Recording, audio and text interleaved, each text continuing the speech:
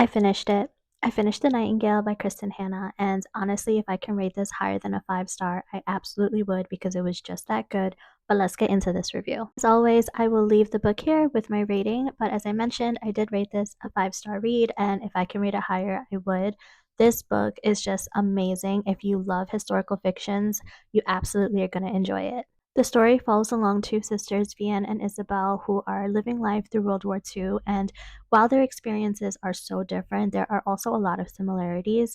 I absolutely love both of these characters. I think their character itself was portrayed so well, and Kristen Hanna did an amazing job in writing this so beautifully. Isabel is a force that cannot be broken. She is so strong. She is so dedicated. She is so determined.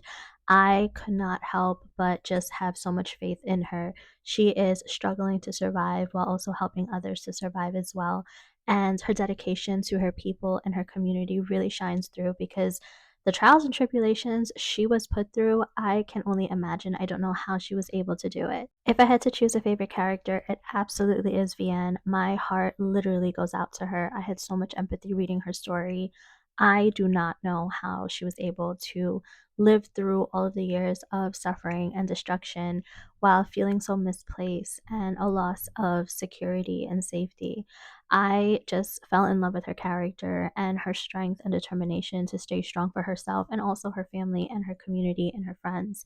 But I hands down love both Isabel and Vienne. I think their characters were so strong and they were portrayed so well. The story itself is just really, really devastating. It took me almost 2 weeks to finish this book. While it is a thicker book, I felt like I had to take breaks in between just because the actual content of the book was so, so heavy.